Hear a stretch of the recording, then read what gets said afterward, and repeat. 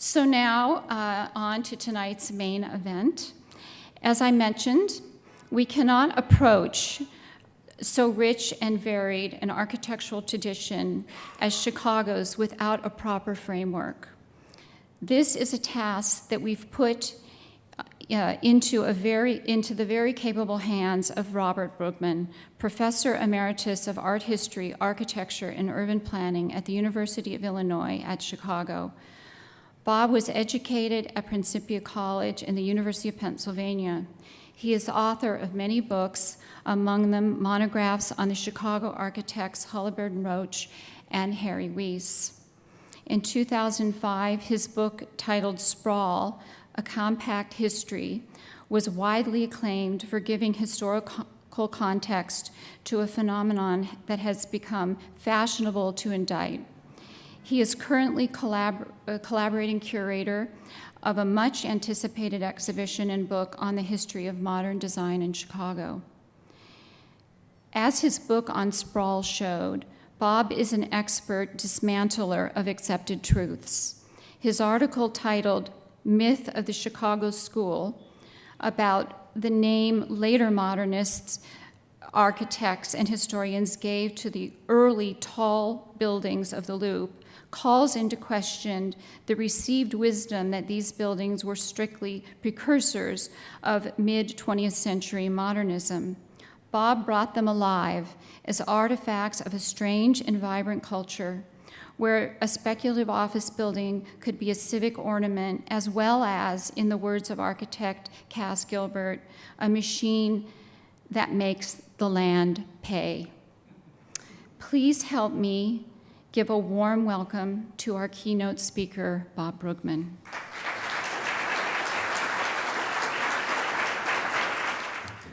Thank you very much, Kim, and thanks to the Driehaus Foundation for making this convening possible. Now, the purpose of our symposium is to talk about how we might identify a Chicago tradition in architecture, or at least a good tradition. Heaven knows Chicago and Illinois have had some pretty bad traditions, particularly lately. But once we have found these good traditions, how might they inform current thought and practice? So I thought about what would make a good first slide, and I think you might be surprised to see this one, but I hope that by the end that might become clearer. Now, we often hear that Chicago has lost its edge. This seems to be a mantra these days. It was the great fountainhead of modern architecture from Louis Sullivan and Frank Lloyd Wright to Mies, but it has lost this edge. But let me say at the outset that I don't believe this. I don't believe that Chicago has lost its edge because I don't think that it ever really had this kind of edge. And if that's not enough of a heresy, I don't think that it was actually the birthplace of modern architecture, at least in the way that many people would like to believe. And I don't think that either of these is necessarily a negative thing. The formulation that Chicago is the birthplace of modern architecture is a fairly recent invention. It dates to the mid-20th century when certain historians and critics concocted a plot line that went something like this: that architects like Louis Sullivan and Frank Lloyd Wright created a forward-looking Chicago school of commercial building and a prairie style of residential building that flourished at the turn of the century. Then came the 1893 fair with its classical buildings, and this experimental tradition was killed. But starting in the late 1930s with individuals like Mies van der Rohe, who arrived in time to follow up where Sullivan and Wright and others had left off, and they brought in the modernist millennium. Now, this basic plot, I think, was satisfying because it seemed to follow a larger narrative that had been invented by advocates of European avant-garde modernism. For them, the mainstream of 20th century moved, as you see it on the screen there, from pioneers at the turn of the century, like Cézanne, to cubists like Picasso, and then finally, after World War II, to full-blown abstract, like abstract expressionists like Jackson Pollock. In architecture, the same modernist critics and historians concocted a similar plot. The pioneers included architects like Peter Behrens in Berlin, or Sullivan and Wright, and went on to the great modernists of the first half of the 20th century, like Corbusier, Gropius, and Mies. All of this culminated in the fully developed international style of the mid-20th century.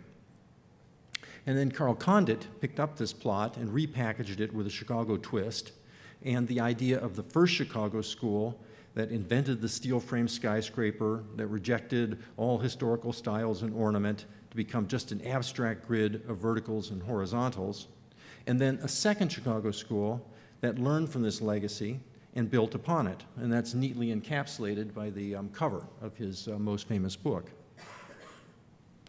Now, this plot has been hugely popular, particularly in Chicago, because it gave Chicago a big place in the history of international art and architecture. In fact, it is still the biggest claim that Chicago could make in global cultural history. It's still a big part of what outsiders think when they come to Chicago or think about Chicago. For many Europeans, for example, the first things that come to mind are the gangsters and the Tommy guns, but also this story of First Chicago School, Second Chicago School, and here we have it in the most recent issue of Architectural Record out on the stands now. I've also heard this claim several times already at this biennial. But this story is only plausible if you accept certain assumptions and you don't look too closely. The story is based on the notion of the importance of the avant-garde. Now, this is a military term that meant a small group of people that would go out in front of the main troops and see what the land held in front of them. Now, among modernist art critics, the term was used to describe a similar group of artists who went ahead. They resisted the conventions of the day and moved beyond them, upsetting the conventions and prevailing aesthetic, political, and social standards, particularly middle-class standards.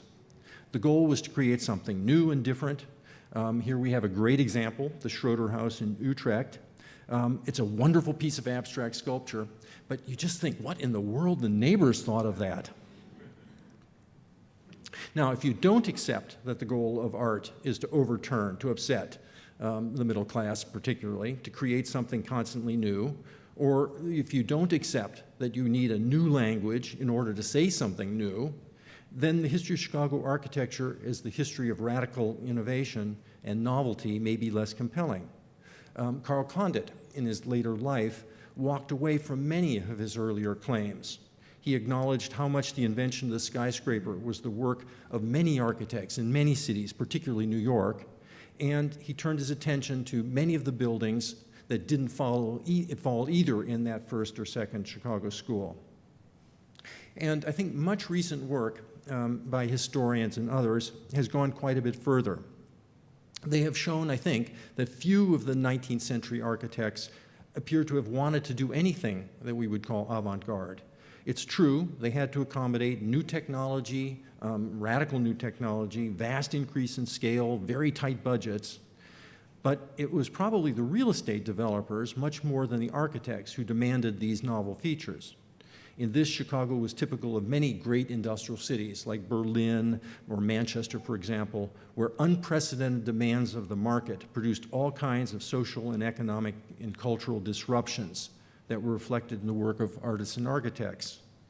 So, for example, this building, which Karl Condit has called the prototypical or the typical Chicago school building. It's very far from that grid of horizontals and verticals that many modernists wanted to see in it. In fact, it has a base, it has a middle, it has a top, a classical top. It has a accentuation of the sides. It's got ionic columns at the entryway, and it's got terracotta that's molded specifically to look like cut stone. And it has a lush interior with mosaics that were based directly on classical prototypes, and it sets out a narrative. In other words, it did not reject conventional forms and symbolism. In fact, it turned them to new purposes on this vastly new scale.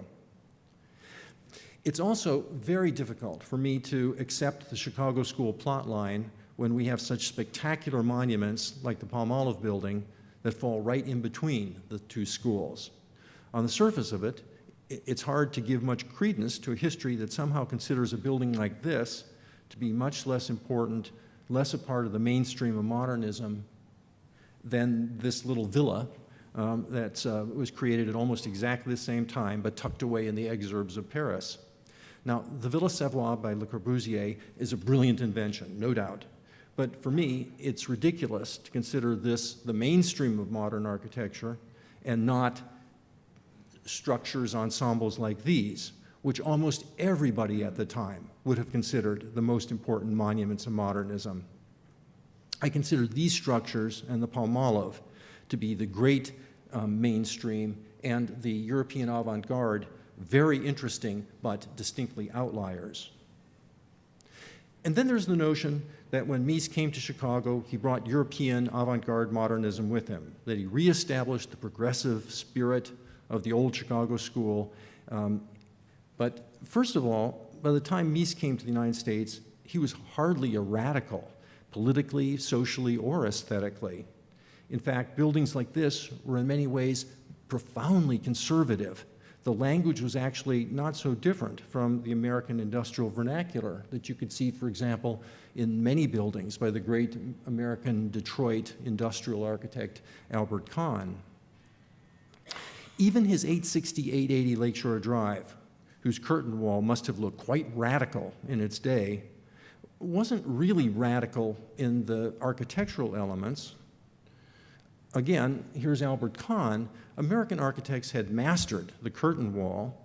What Mies did was to apply it to an apartment building, something very few Americans would have considered either appropriate or wise. In other words, much of the supposed novelty of the European émigrés when they did arrive in Chicago wasn't so much about new ideas and forms as it was an attempt to overturn or invert traditional ideas of decorum. Decorum meaning the conventions used to communicate the status and the use of a building. Now, nothing I say here is meant to imply that Sullivan, Wright, and Mies didn't create wonderful works, masterpieces. In fact, I think that if we wrench them out of the limited slots in this historical narrative that they've been slotted into, it actually frees them, and we can see them in all of their non-functional, non-structural, and ornamental splendor. And it frees us to see how much richer the Chicago architecture tradition is than the handful of works that have been supposedly demonstrated its claim to greatness. So today, what I'd like to do is look at 5 different traditions. There is nothing scientific about this. The examples I'm going to cite are to some degree arbitrary and reflect my own biases. I'm using them mostly as a way to open a discussion that will take place tomorrow on how we might think about Chicago's architecture history as we move forward. Now, you'll note that I'm using architecture in its widest sense, not just as what architects do, but as the entire built environment. And I'm using Chicago also in the broadest sense, not just as a city, but the entire metropolitan area. Now, the first tradition is the tradition of landscape design and planning. These are vital aspects of Chicago architectural tradition, but they've been, I think, pretty much neglected because we've spent so much time talking about buildings. But even if they're sometimes afterthoughts, I think these are arguably at least as important to the built environment as Chicago's buildings. Now, you have to keep in mind that unlike many older cities, Chicago from the beginning was strictly a commercial proposition, and that's north to the right there. You're looking at that early first plat of Chicago. And you'll notice that there was almost no provision for public land, almost no relation to the land except for all of the lots that were right up against the water so you could put up factories and warehouses.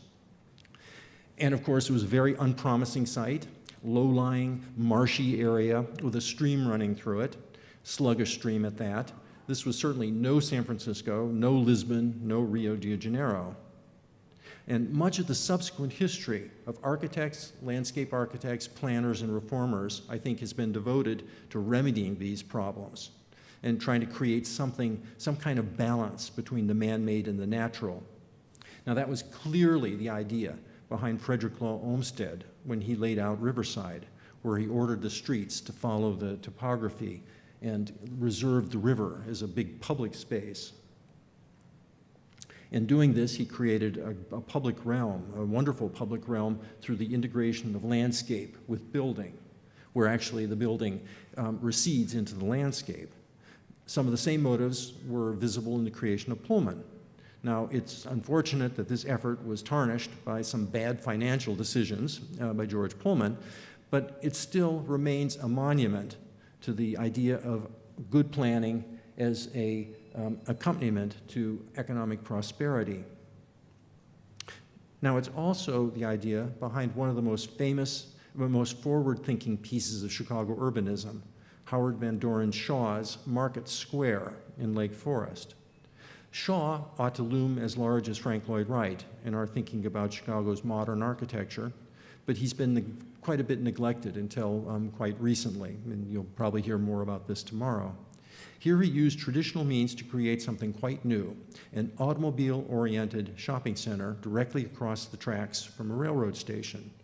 The European village here meets the 20th century American city.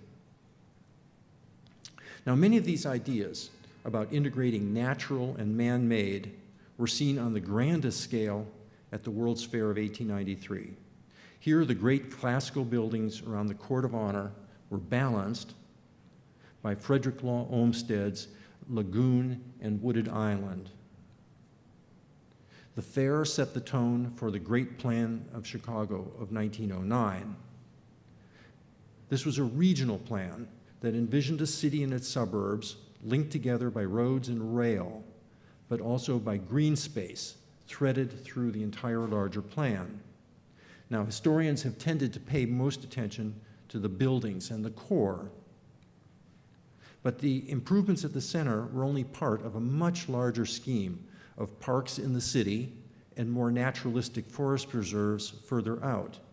The armature of the 1909 plan was in great part green.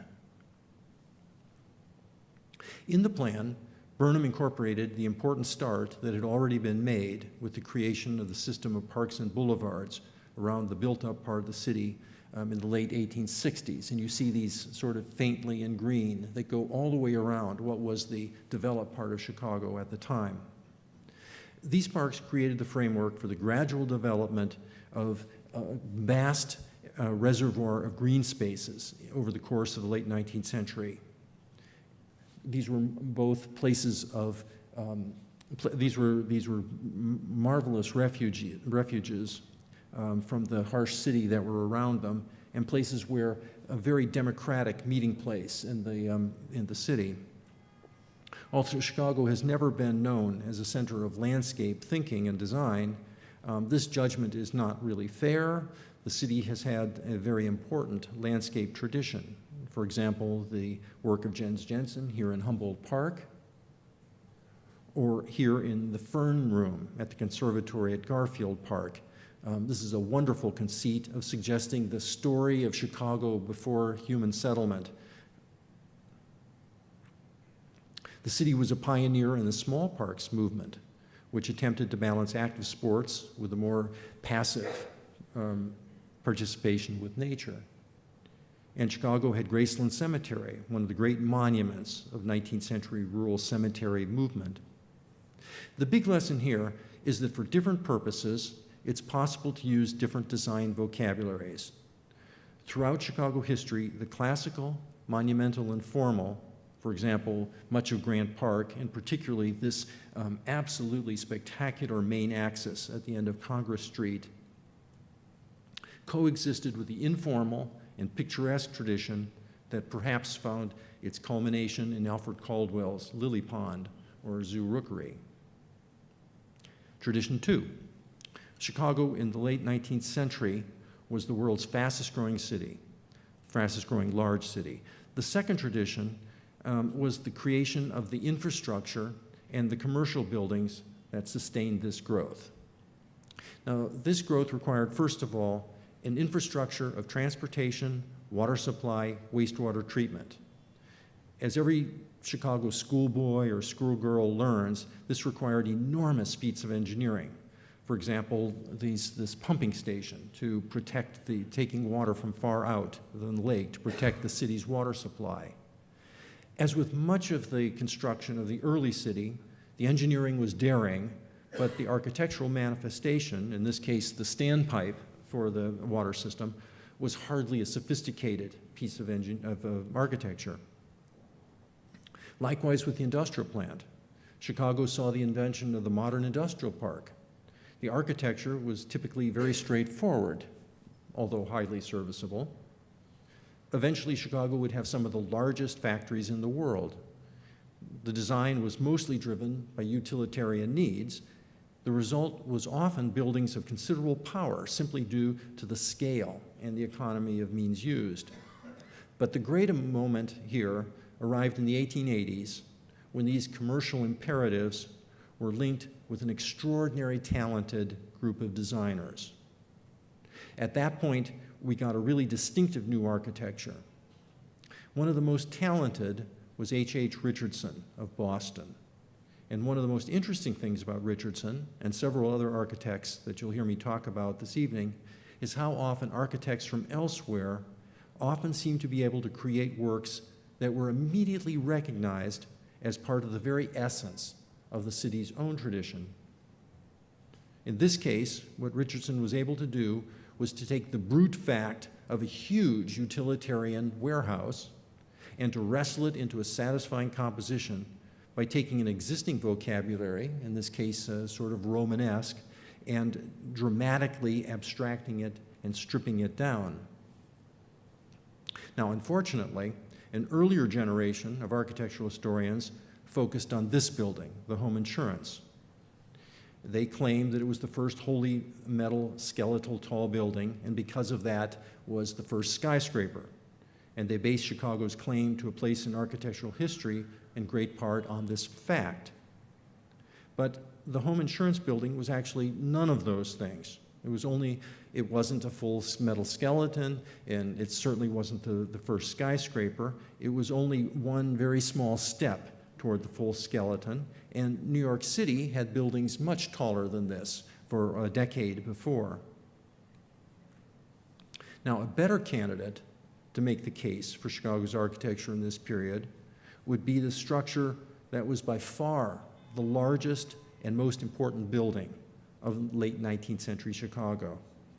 In it, the Auditorium building by Adler and Sullivan, the utilitarian demands were coupled with a desire to create a suitably rich and impressive civic monument. Oddly enough, it and other work by Louis Sullivan have entered history as precursors, as forerunners to later European minimal modernism. But actually, I think that characterization is just about as far away from what you see here as you could possibly have. It's true that the exterior had a certain simplicity and restraint, and the engineering, largely by Dankmar Adler, was highly advanced, but the interior, with its decorative work, largely the creation of Louis Sullivan, was another matter altogether. Here was a space of overwhelming energy, of almost barbaric splendor, that was at least as impressive as anything in the world in the late 19th century. Now, the myth of the first skyscraper and the invention of the Chicago School, I think, have blinded us to the real significance of these late 19th century Chicago buildings. For the most part, these buildings weren't really stripped down to function and to structure. The architects did their best to satisfy the demands of the client for structures of enormous scale, but they worked hard to accommodate this giant size with forms that retained some vestige of classic proportions and a rich ornamental vocabulary, as you can very clearly see with the rookery and the interior. In Chicago, as in Berlin, Manchester, Birmingham, and other industrial cities, new demands created bold new forms. I think that we need to give the credit here, though, not just to architects, but to the industrialists, the bankers, the engineers, and perhaps most of all, the real estate developers. In this case, the rookery, the Brooks brothers of Boston. Architecture in the city has always been a team effort. I think, in fact, that we might say that in buildings like this one, another partnership of the Brooks brothers and Burnham and Root, the departure from architectural conventions appears, which was demanded primarily by the client for reasons of economy, had the architects pretty much kicking and screaming the whole way. I think that they realized they had gone too far. This building got largely a negative reaction in the city as being too bald, too much like just a factory. So when the clients, the Brook brothers, decided to build the second half, the half to the south, they decided they would try to correct this to a certain extent. They went to Holabird and Roach, and they put on that cornice, and they did a set of pilasters that made it look a little bit more like a classical building. And it's telling that John Root's favorite building among his great buildings wasn't the Monadnock, which was the European modernist favorite, but it was this building, the exuberant Women's Temple building. Now, some Chicagoans loved these buildings, some loathed these buildings. But whatever the critical response might have been, the results were spectacular. People came from all over the world to see this city of skyscrapers.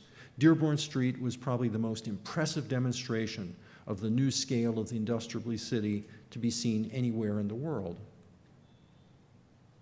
Now, in much writing on Chicago architects, as I've already said, there was the thought that the World's Fair of 1893 killed all of this tradition. This seems to misread both the fair and the commercial architecture of the time. The fair relied more heavily on classical tradition because it was intended as a great public monument and not as a simple commercial speculative building. And commercial buildings well into the 20th century continued this earlier tradition that we've seen, for example, here with the Railway Exchange Building, or the most opulent of all of these pre-World War I office buildings at 208 South LaSalle. All of these were buildings that whetted the demand for economy and strict repetition of identical office units with the kind of architectural grandeur that befitted a major bank. This part of the Chicago architecture tradition, though, has gotten very little attention. Now, when it comes to the great department stores on State Street, Carson Pirie Scott has justifiably gotten a great deal of attention, but less so, at least in architecture history, Marshall Field's, which was the greatest popular landmark. It's part of the same tradition that created the skyscraper, the imperative to create something new on an unprecedented scale with an economy of means, but at the same time would be decorative, have a decorative and symbolic opulence that would have been wholly misplaced in a commercial building. And finally, let's not forget that the commercial tradition also extended to places of recreation and sport, and Chicago is lucky to have had some of the best examples in the country and to this day maintains one. Tradition 3. In my opinion, when we're considering the traditions of Chicago architecture at the turn of the century, we pay so much attention to the skyscrapers and the Loop that we lose sight of the neighborhoods and the schools, the churches, and public buildings that form part of daily residential life. And we also, I think, underestimate the great public monuments that serve the entire city. For most Chicagoans, then as now, the neighborhood was their architectural world. Pilsen, for example, was a kind of mini-city of its own, with its own residential, commercial, institutional buildings.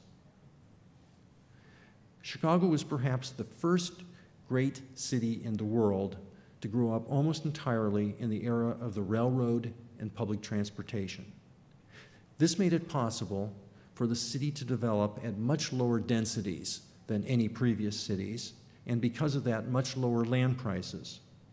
Beyond the core, you step down almost immediately from the skyscrapers of the Loop to single-family detached houses, but these houses were still accessible to the Loop by the new transportation systems. Now, these low land prices, together with new technological inventions like the balloon frame, made it possible for developers to build single-family houses that could be afforded by the middle class and even a significant part of the working class. This constituted a revolution in urban history, the first time so many people so far down the socioeconomic ladder could have their own home, something that before was available only to the very wealthiest members of society. And for the majority of those workers, it was houses like this, the so-called workers' cottage, usually frame, story and a half. This cottage would later morph into the bungalow and then the raised ranch. But in those forms, it would continue for well over half a century as the basic building block of much of Chicago. Now, someone higher up the socioeconomic ladder, architects like Frank Lloyd Wright and his Prairie School followers were experimenting with arts and crafts traditions and with classical traditions before reaching this brilliant new synthesis of classical and arts and crafts in the Prairie-style house. Now, we've paid a lot less attention to an equally innovative strain of turn-of-the-century residential architecture, visible in works like this by Howard Van Doren Shaw. Although the sources for Shaw were somewhat different, in this case primarily British arts and crafts tradition, the results were equally innovative and modern. For example, here we have what at first glance looks to be a conventional entry porch flanked by two gabled pieces of parts on either side. But when you look at it for a few minutes, you realize that Shaw has rearranged all of the parts. This is a challenging facade. It's not at all what it first seems. It upsets our expectations. And it wasn't arbitrary. What he was doing was trying to accommodate the interior spaces of this house, which are modern in the same way that the Frank Lloyd Wright houses were, and the way they flow into one another and to the landscape outside. At the same time as the great Lake Forest country houses, there was a move by some of the same families to have apartments in the city. For these city apartments, the counterpoint to Howard Van Doren Shaw was Benjamin Marshall. This is perhaps the most luxurious of all of these city apartment buildings. And the regular facade here as well is a little deceiving because what it conceals is an absolute Chinese puzzle of interlocking public, private, and service areas within the apartments. For ordinary Chicagoans, there were the 3 flats and 6 flats and courtyard buildings. These were fine, sturdy buildings that have stood very well the test of time. Chicago in this period created some of the most impressive neighborhood architecture anywhere. For example, the schools of Dwight Perkins. Hundreds of churches. This is a particularly fine example from the back of the Yards neighborhood. And all of the institutions that attempted to mitigate the problems of daily life in the big industrial city. The most famous of these was Jane Addams' Hull House, with the buildings derived from English red brick reform tradition. The Pond brothers deliberately kept the buildings residential in scale and treatment to provide a comfortable setting for the large number of neighbors that would come here to visit. Now, in addition to the neighborhood buildings, there were the great public buildings. At the very time Chicago was building its skyscraper commercial city, it was investing heavily in public architecture. Within a very brief period of time, the city got an entire group of these remarkable buildings. For example, the Grand Palazzo for the Art Institute, equally grand public library, also by Shepley, Rutan, and Coolidge of Boston. The library particularly had monumental interiors. Notice that almost all of these classical buildings at the turn of the century were done by architects from the East Coast. Although Chicago's architects then, as now, often bemoaned these incursions by the outsiders, it was actually quite logical. Chicago's major architects at the time were commercial architects, and they didn't really have experience with this kind of building. And the presence of architects from elsewhere reflected Chicago's growing cosmopolitan culture. However, by the early 20th century, the situation had changed pretty much completely, as some of the Chicago firms, and particularly Graham, Anderson, Probst, and White, which was the successor firm of Burnham and Root, had learned to build public buildings on a new and unprecedented scale. An equally grand, but to date, sadly neglected building from this period And here a really interesting example of trying to grapple with new competing demands. The city-county building had to be dignified and express the fact that it was a civic building and not just a commercial structure, but at the same time, it had to acknowledge that government was increasingly dependent on a large bureaucracy. So Holabird and Roach did this by creating a fairly straightforward set of offices, but applying a relatively thin but highly effective classical order over top of it, and a series of relatively small but still dignified public spaces on the interior. And of course, the building that we are in today, a private building, but dedicated to purposes that were public. It's arguably Martin Roach's masterpiece, a brilliant manipulation of a Gothic vocabulary into a modern steel frame high-rise. Tradition 4. In the era between the wars, Chicago was arguably at its zenith. It was changing from an economy of raw materials to one of consumer products. However, for some reason, historians have paid surprisingly little attention to this era and usually jump from the late 19th century to the post-World War II era, and architectural historians even less.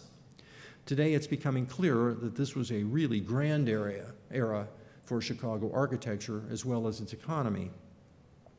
The Wrigley Building starts off this era with a straightforward body and romantic crowning element, all sheathed in gleaming white terracotta. In the later 1920s, Chicago architects groped their way toward a more unified composition of these tall buildings. They were often spectacularly successful. Even though many modernist critics thought these buildings were only half modern, ordinary Chicagoans have always loved them. And historians and critics, I think, are now starting to finally come around. The Carbide and Carbon building was a showcase for terracotta. These are buildings that since the 1960s have been called Art Deco. I think what's most interesting about them is the way the architects took the underlying principles of the classic tradition, ideas about symmetry, proportion, beauty, decorum, and unlike the European avant-garde, they made them modern without discarding those basic principles. One of the great glories of these buildings was the way they integrated painting and sculpture as integral parts of the composition. The result, to use a pompous-sounding German expression, was a Gesamtkunstwerk, or a total work of art. And the Chicago Daily News is certainly one of the best examples produced in Chicago of this integration. Same is true of the Civic Opera building, once again by Graham Anderson, Probst, and White, with these glorious murals by Jules Guérin. The most conspicuous of all these buildings was the Great Board of Trade at the foot of LaSalle Street, the Wall Street of the Midwest. Once again, architects used painters and sculptors to create a unified composition. For example, the series, John Storr's highly abstracted series, the Goddess of Harvest, at the very peak, at the very top pinnacle of Chicago. And they pulled out all the stops to create these dazzling interiors. The final entry into this group was the Field Building of 1934. Here, partly for reasons of economy, but also because of changing aesthetic ideas, the building has been so stripped of ornament that looking at it, you might mistake this for the work of a European modernist, except for its symmetrical massing. The interior spaces still featured luxurious detailing in black and tan marble and nickel steel. But for my money, the classic achievement of this period in tall buildings was the Palmolive. This is the perfect, art-typical skyscraper of its era. It's not the most conspicuous building in Chicago. That was clearly the Board of Trade. It was not as tall as the Empire State Building or as glitzy as the Chrysler Building in New York. Here, everything was condensed and standardized into the essential form. And I think that was the great Chicago skill. And for this reason, you see smaller versions of this building going up all across smaller cities in the US through the late 1920s. It was the hub of Chicago's creative class of the late 1920s, in its day housing many of the city's most important advertising agencies and designers. Seen in this photograph by the great Chicago photographer Hedrick Blessing, The Palmolive, with its Blimberg beacon signaling the entry to the city to arriving aircraft, is the perfect icon of modernity in the 1920s, the perfect symbol of the optimistic world just before the stock market crash, depression, and war. Now, of course, this new city of the interwar years was once again dependent on a vast system of infrastructure. During the 1930s, Lakeshore Drive was extended north and a bridge to the south built across the Chicago River. It became one of the most successful integrations of roadway and landscape I think we can see anywhere in the United States, anywhere in the world for that matter. Now, it's seen some deterioration, but recent efforts have succeeded in returning it to some of its former glory as a high-volume roadway that has not yet succumbed to the numbing rules of the interstate highway engineers. It stands also, I think, as a rebuke to us today. We've built nothing comparable in infrastructure in many years in Chicago or the U.S. as a whole, and we've seen some major decreases in mobility and a corresponding erosion of Chicago and the American economic competitive advantage in the world. Another masterful piece of infrastructure, today sadly mutilated by the removal of the Grand Concourse, is the Chicago Union Station by Graham, Anderson, Probst, and White. Now, during the interwar years, Chicago continued to have an important industrial development. It played a significant role in the creation of new technologies such as radio and other electronics. It's a little difficult for us today to remember that not so very long ago, Chicago was one of the country's most important centers of high tech. And this one's in here simply for the pleasure of showing the image. During the run-up to and during World War II, Chicago continued to build a significant number of the largest factories in the world, including several by the great industrial architect Albert Kahn of Detroit, and these have been largely left out of our story as well. Chicago also gained many commercial buildings, including spectacular Michigan Square building with its glittering Diana Court, one of many suave compositions along North Michigan Avenue, some spectacular hotels, and the outlying neighborhoods had their own institutions. Some of the finest public buildings the region has ever seen were the post offices built by the federal government in the 1930s. And then there were the schools, for example, this masterwork of Art Deco. And this school, in a very different aesthetic tradition. This school resulted in a major tradition of school buildings that continued with the work of Perkins and Will across the United States, Chicago, and the rest of the country. And then there were the churches. For example, this extraordinary reworking of the Gothic tradition in Hyde Park by Barry Byrne, and an even more radical reworking of the Gothic by Bertram Goodhue. Here the Gothic is so stripped and abstracted that it looks more toward post-war, post-World War II modernism than it does back to the Middle Ages. And finally, this dramatic theater in Park Ridge. These decades between the war were perhaps the most colorful in all of American architectural history, and perhaps the most joyful and playful. But once again, when we're talking about Chicago tradition architecture, it's important to remember that the monumental buildings are few. The vast majority of the region's architecture is residential. The Chicago bungalow has to occupy a very important place here. It's really just a worker's cottage, but now much improved with masonry construction and with all the modern conveniences. In many ways, we can say that the modern working and middle-class life started with these buildings, and they still serve their purpose very well. When the bungalow is stacked, it becomes the 3-flat, the 6-flat. The late 20s also saw a great surge in high-end rental and condominium buildings. For example, the Powhatan, seen here, remarkably abstracted decoration. And in this period, Chicago also saw some of the most important experiments in public housing. These were often done, as here, by the best architects the city had. And unfortunately, we've pretty much lost this legacy altogether. Another part of the Chicago tradition was the remaking, the do-it-yourself remodeling of buildings, as for example here with Seth Kogan and Edgar Miller, during the Bohemian gentrification of parts of the North Side in the 1920s. Miles and miles of middle-class neighborhoods. And of course, there continue to be the great estates of the wealthy, notably the deft work of of David Adler. And before we leave the interwar years, we need to make note of Century of Progress, which introduced millions of Americans to modernism, that is, American mainstream modernism.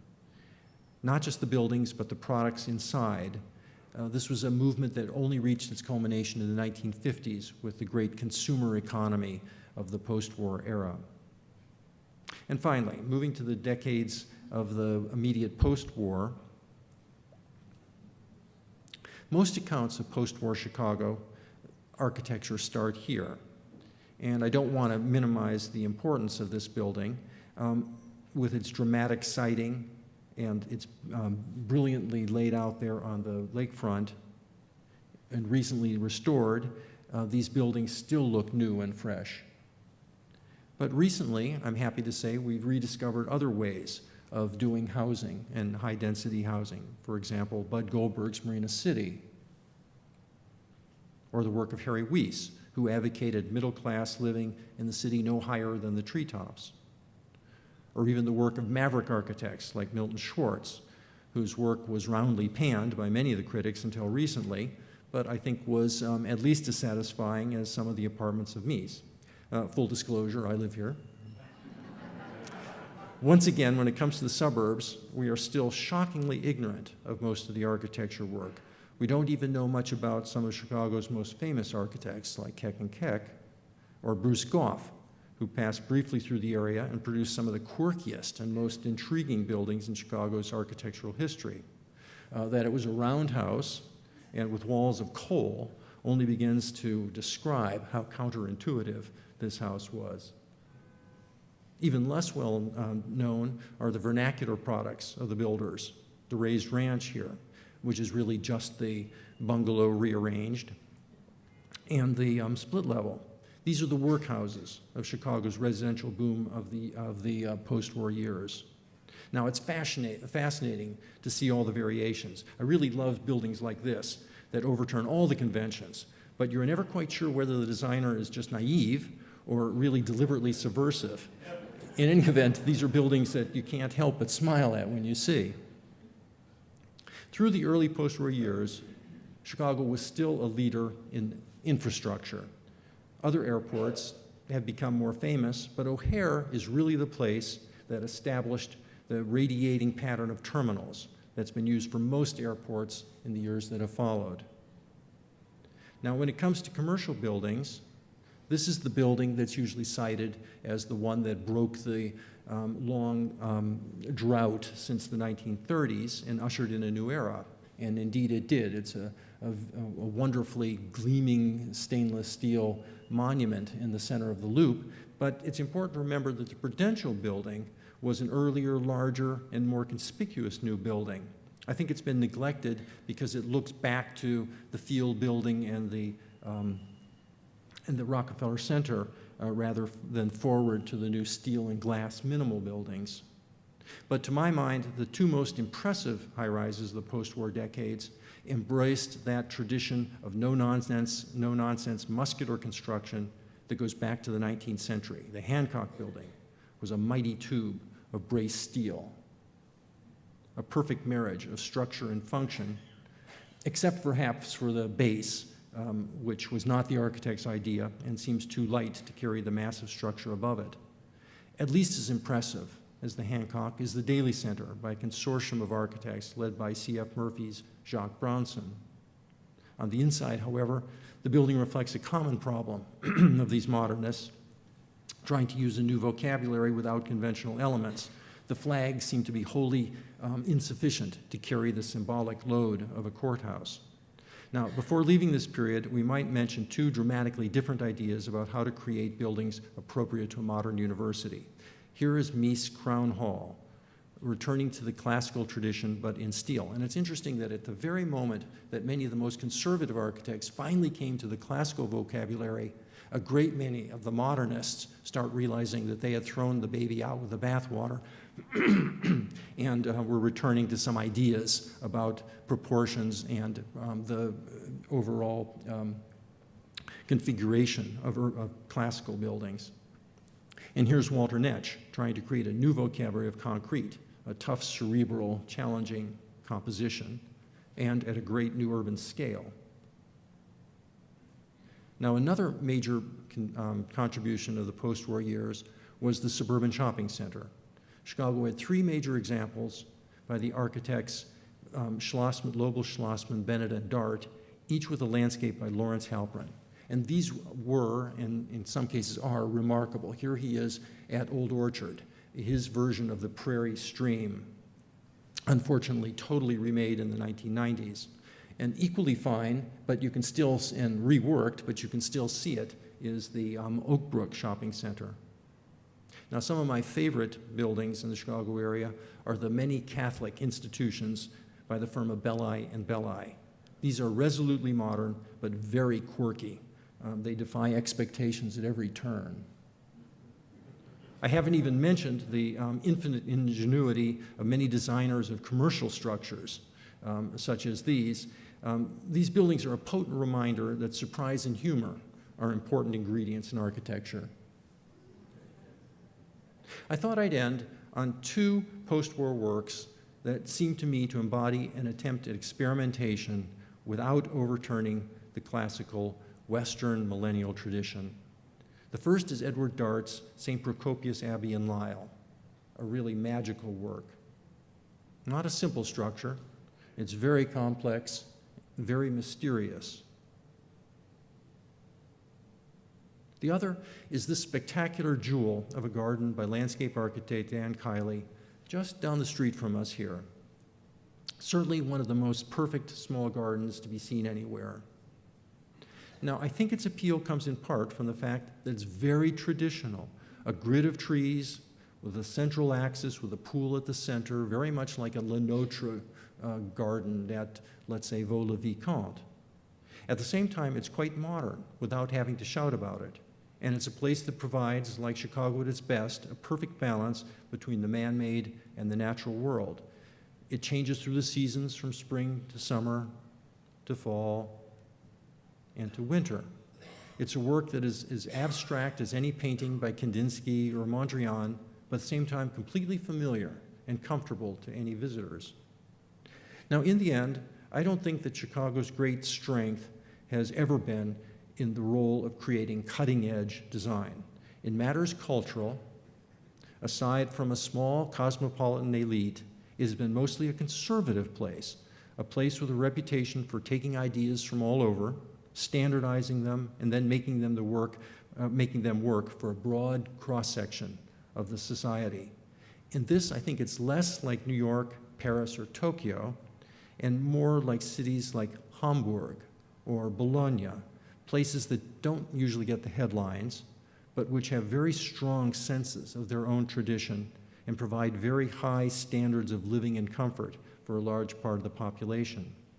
So for me, Chicago's best moments have come from taking the bare necessities of modern city life, often unsettling, often chaotic, and seeming to defy every convention, and transmuting them through design into something sturdy, usable, and understandable for all its citizens.